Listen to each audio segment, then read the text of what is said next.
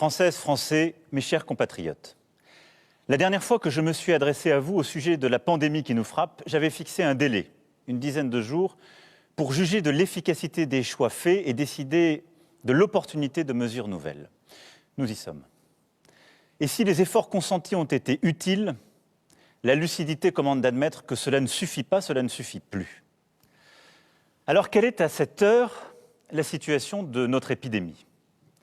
Le virus circule en France à une vitesse que même les prévisions les plus pessimistes n'avaient pas anticipées.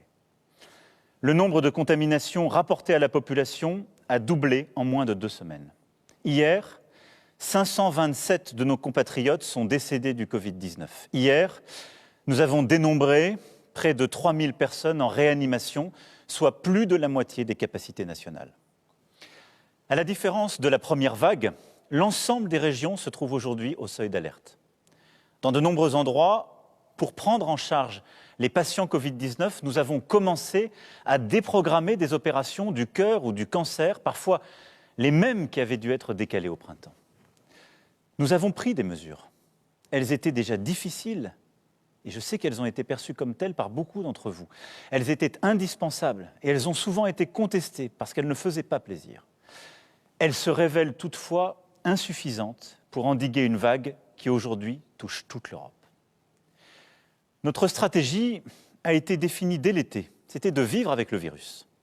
Et il s'agissait de maîtriser sa circulation en nous appuyant sur nos capacités pour tester, alerter, protéger, sur les gestes barrières, sur la protection des plus fragiles et des mesures de ralentissement de l'épidémie territorialisées, au plus près du terrain.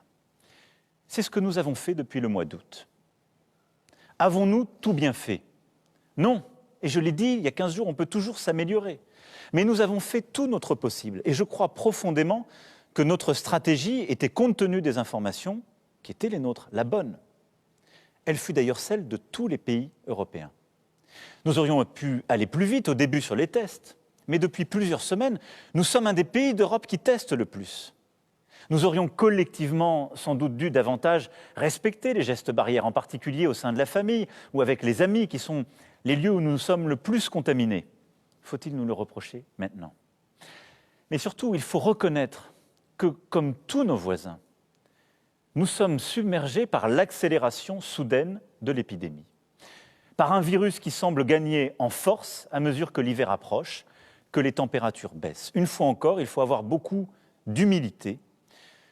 Nous sommes tous, en Europe, surpris par l'évolution du virus. Certains pays, comme l'Espagne, l'Irlande, les Pays-Bas, ont pris plutôt des mesures plus dures que les nôtres. Pourtant, tous, nous en sommes au même point. Débordés par une deuxième vague qui, nous le savons désormais, sera sans doute plus dure et plus meurtrière que la première. À ce stade, nous savons que quoi que nous fassions, près de 9000 patients seront en réanimation à la mi-novembre, soit la quasi-totalité des capacités françaises. Nous nous organisons bien sûr pour y faire face, rouvrir des lits supplémentaires, et nous allons faire le maximum d'efforts tous ensemble, mais ce n'est pas suffisant.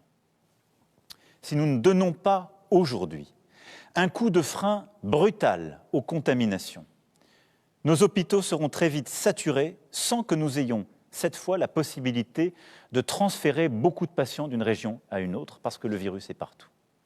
Si nous ne donnons pas aujourd'hui un coup de frein brutal aux contaminations, les médecins devront alors choisir, ici entre un patient atteint du Covid et une personne victime d'un accident de la route, là entre 2 malades du Covid. Ce qui, compte tenu des valeurs qui sont les nôtres, de ce qu'est la France, de ce que nous sommes, est inacceptable. Dans ce contexte, ma responsabilité est de protéger tous les Français. Et en dépit des polémiques, en dépit de la difficulté des décisions à prendre, je l'assume pleinement devant vous ce soir. Quels sont nos objectifs ? D'abord, c'est le premier, protéger les plus âgés, les plus fragiles, celles et ceux qui sont atteints de diabète, d'obésité, d'hypertension, de maladies chroniques et qui sont les premières victimes du Covid-19. L'âge est le facteur prépondérant. 85% des malades décédés ont plus de 70 ans. Notre deuxième objectif, c'est de protéger les plus jeunes. Je l'ai déjà dit, si le virus tue les plus âgés, il tue aussi, même si c'est rare, les plus jeunes. Aujourd'hui, au moment où je vous parle, 35% des personnes en réanimation ont moins de 65 ans. Ils touchent donc sous des formes graves toutes les générations. Et nous ne savons pas dire aujourd'hui quelles sont les séquelles à long terme. Perte d'odorat, perte de goût, difficultés respiratoires. Contracter ce virus n'est jamais anodin, même lorsqu'on a 20 ans. Troisième objectif, c'est de protéger nos soignants, qui à l'hôpital, dans les structures médico-sociales, en ville, ont déjà beaucoup donné durant le printemps. Ils ont ensuite dû redoubler d'activité durant l'été pour rattraper les actes reportés au printemps. Et malgré la fatigue, ils font face aujourd'hui à cette montée soudaine des urgences. Nous leur devons de prendre toutes les précautions pour limiter la propagation du virus. Si nous ne le faisons pas pour nous, pour nos proches, faisons-le pour eux.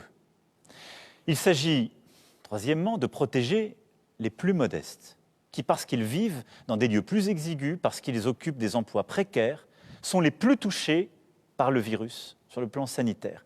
Mais ce sont aussi les plus touchés par les conséquences économiques et sociales de la crise. Enfin, il nous faut protéger notre économie. Je ne crois pas à l'opposition entre santé et économie que certains voudraient instaurer. Il n'y a pas d'économie prospère dans une situation sanitaire dégradée avec un virus qui circule activement.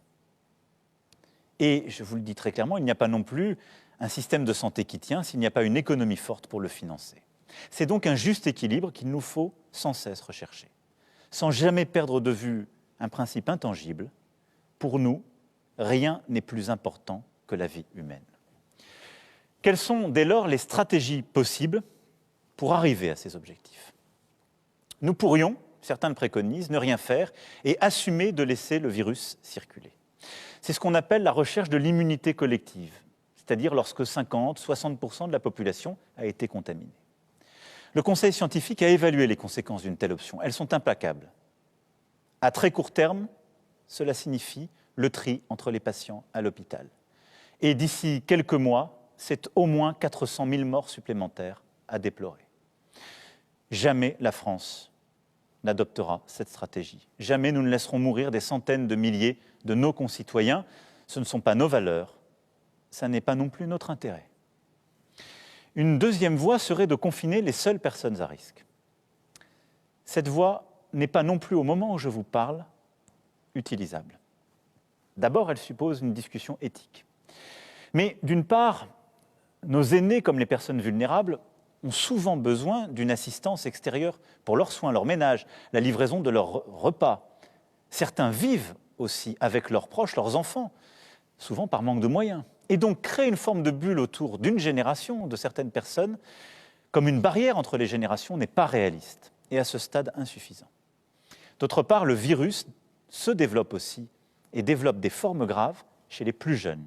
Et donc confiner les seules personnes âgées est inefficace parce que le virus circulerait toujours trop vite et sous des formes graves dans le reste de la population. Et donc nous ne pourrions pas protéger nos soignants, nos urgences et même à terme nos aînés avec cette stratégie. Elle peut être pertinente, elle n'est pas suffisante.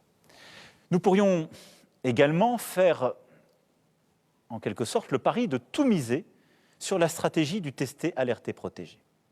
Après tout, nous réalisons 1,9 million de tests par semaine. Nous sommes l'un des meilleurs pays d'Europe aujourd'hui en la matière.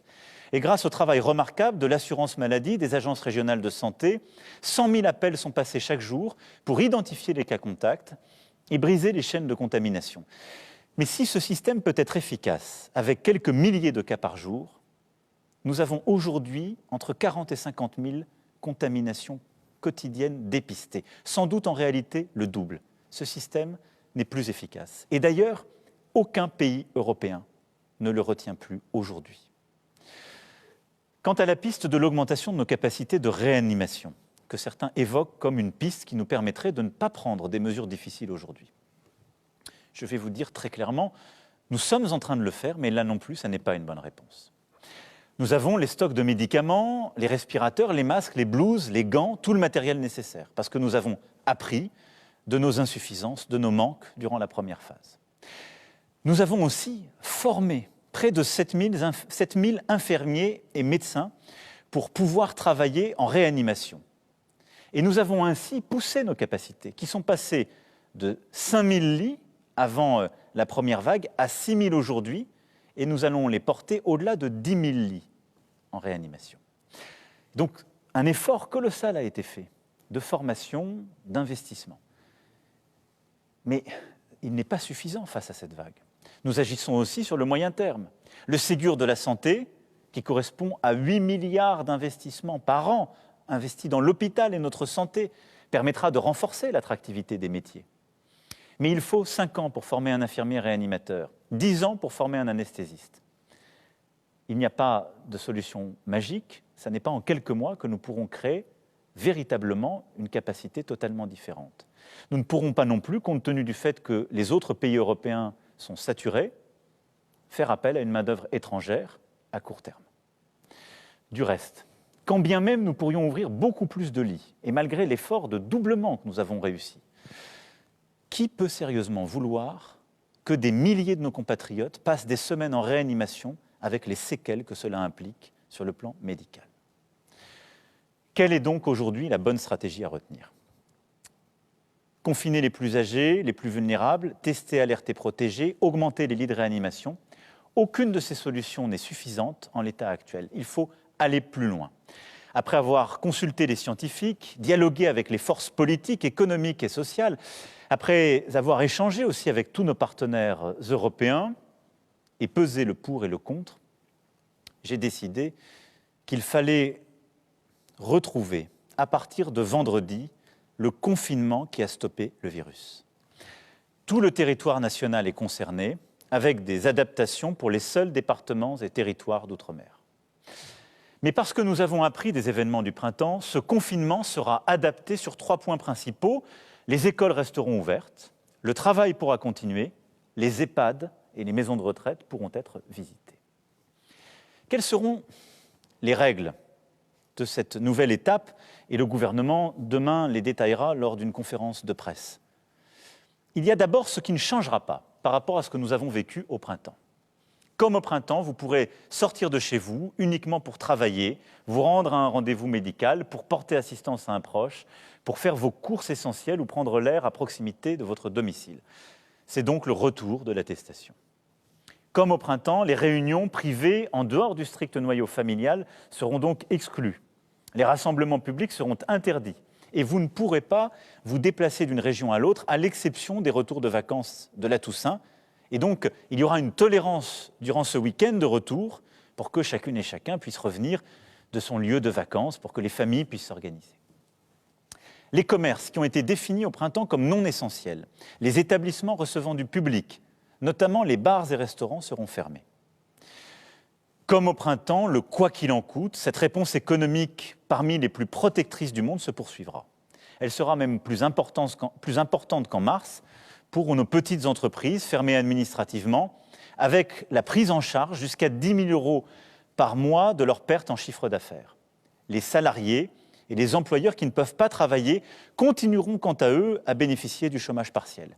Et nous compléterons par des mesures de trésorerie pour les charges, les loyers des prochaines semaines, et un plan spécial sera fait pour les indépendants, les commerçants, les très petites et moyennes entreprises qui, je le sais, redoutent plus que tout les prochaines semaines. Par rapport à mars-avril, nous avons, je le disais, appris et nous avons progressé. C'est pourquoi certaines règles vont évoluer. D'abord, nos enfants ne sauraient être durablement privés d'instruction, d'éducation, de contact avec le système scolaire.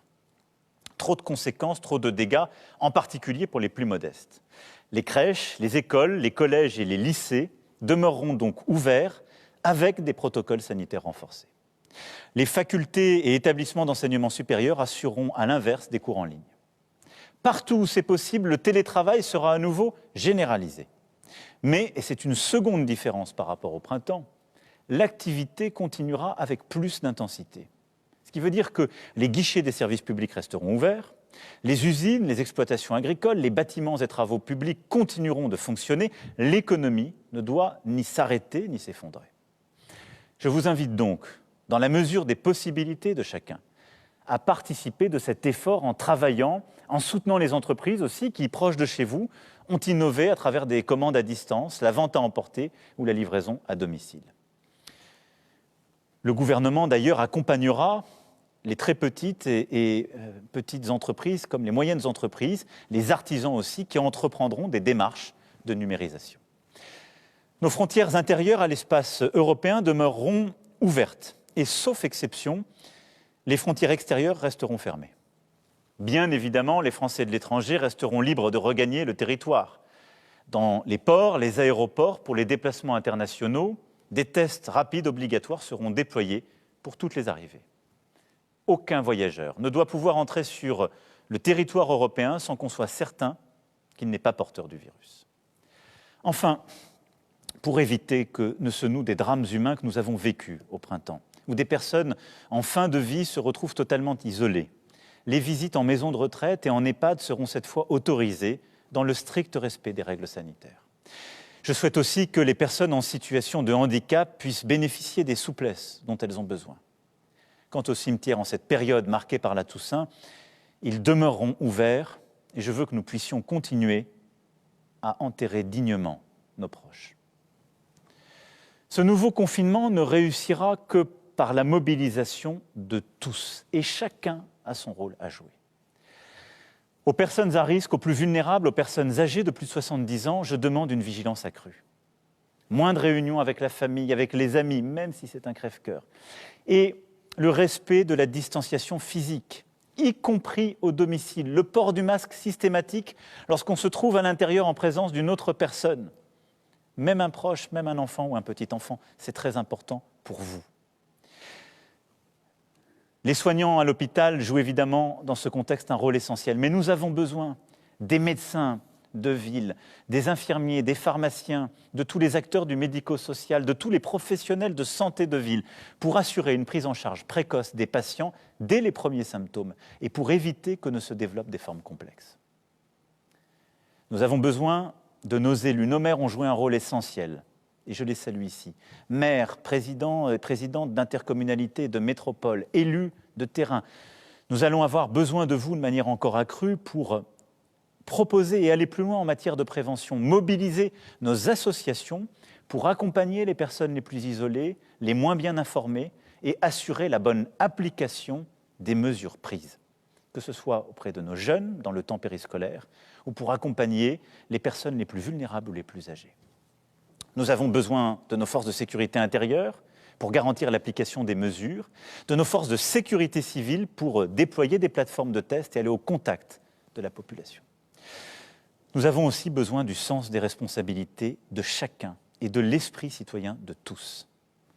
Restez au maximum chez vous, respectez les règles. Une fois encore, je vous le dis, la réussite dépend du civisme de chacune et chacun d'entre nous. Comment cette nouvelle étape va se dérouler dans le temps? Chaque heure compte. L'ensemble de ces mesures doivent donc entrer en application au plus vite. Elles le seront dans la nuit de jeudi à vendredi. Et elles seront appliquées à minima jusqu'au 1er décembre. Dès demain, un débat suivi d'un vote se tiendra au Parlement. Dès demain, le gouvernement détaillera toutes ces mesures. Nous devons nous honorer de cette transparence et du fait que des décisions difficiles se fasse dans un cadre démocratique où toutes les oppositions peuvent s'exprimer. Dès demain également, je participerai à un Conseil européen pour coordonner les réponses sanitaires des différents pays de l'Union. Tous les 15 jours, nous ferons le point sur l'évolution de l'épidémie. Nous déciderons, le cas échéant, de mesures complémentaires. Et nous évaluerons alors si nous pouvons alléger certaines contraintes, en particulier sur les commerces. Je sais que beaucoup de commerçants espéraient ne pas fermer. Je sais que pour les commerces de centre-ville, je demande un très gros effort. Tenons-le avec beaucoup de rigueur pendant 15 jours.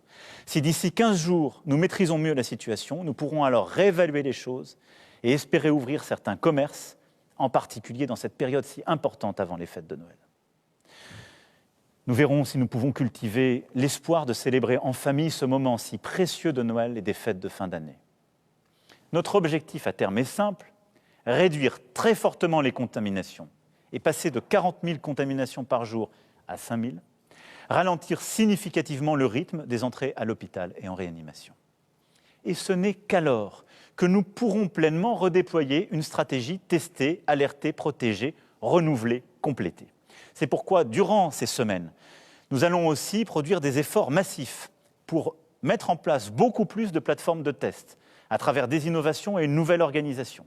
Nous devons collectivement déployer beaucoup plus massivement l'application Tous Anti-Covid, qui sera un instrument de la sortie de cette phase de confinement.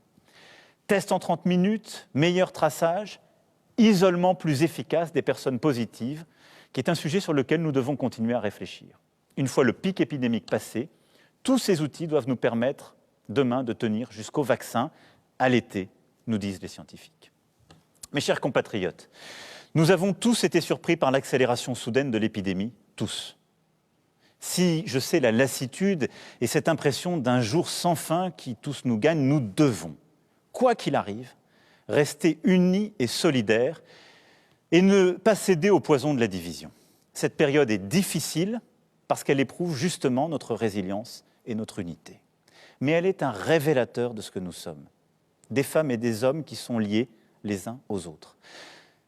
Très peu de générations auront eu comme la nôtre autant de défis ensemble. Cette pandémie historique, les crises internationales, le terrorisme, les divisions de la société et une crise économique et sociale sans précédent liée à la première vague.